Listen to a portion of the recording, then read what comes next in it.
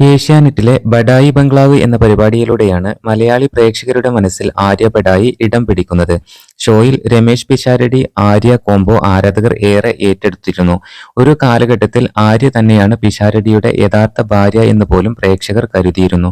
അത്രയും രസകരമായിട്ടാണ് ഇരുവരുടെയും ഷോ പ്രകടനങ്ങൾ മുന്നോട്ടു പോയിരുന്നത്. ബിഗ് ബോസിൽ മത്സരിച്ചപ്പോഴായിരുന്നു ആര്യ എന്ന വ്യക്തിയെ പ്രേക്ഷകർ കൂടുതലായി അറിഞ്ഞു തുടങ്ങിയത്. എന്നാൽ ഷോയിൽ കണ്ട ആര്യയെ പ്രതീക്ഷിച്ച് ബിഗ് ബോസ് കണ്ട പ്രേക്ഷകരിൽ ചിലർ ആര്യയ്ക്കെതിരെ രംഗത്തെത്തി. ഷോ കഴിഞ്ഞപ്പോൾ കടുത്ത അധിക്ഷേപമായിരുന്നു ആര്യ നേരിട്ടിരുന്നത്. സൈബർ ആക്രമണങ്ങളെല്ലാം കൊണ്ട് താൻ പൊറുതിമുട്ടിയിരുന്നുവെന്ന് താരം തന്നെ വെളിപ്പെടുത്തിയിരുന്നു. സൈബർ അധിക്ഷേപങ്ങൾക്കെതിരെ നിയമപരമായി തന്നെ നീങ്ങിയെന്നും സ്കൂൾ വിദ്യാർത്ഥികളടക്കം ഇതിന് പിന്നിലുണ്ടെന്നും താരം പറഞ്ഞിരുന്നു. സോഷ്യൽ മീഡിയയിൽ സജീവമായ ആര്യ തന്റെ വിശേഷങ്ങളെല്ലാം തന്നെ ആരാധകരുമായി പങ്കുവെക്കാറുണ്ട്. ഇപ്പോഴിതാ പുതിയ വീഡിയോയുമായി എത്തിയിരിക്കുകയാണ് ആര്യ ബഡായി. തന്നെക്കുറിച്ച് പ്രചരിക്കുന്ന വ്യാജ വാർത്തയിൽ പ്രതികരിക്കുകയാണ് നടി ആര്യ ബഡായി.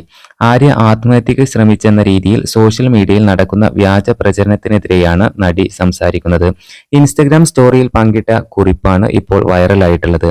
ഞാൻ തട്ടിപ്പോയി എന്ന് പറഞ്ഞൊരു ന്യൂസ് ഓൺലൈൻ കറങ്ങുന്നുണ്ട്. ഉറക്ക ഗുളിക കഴിച്ച് ആത്മഹത്യ ചെയ്തു എന്നൊക്കെ പറഞ്ഞു.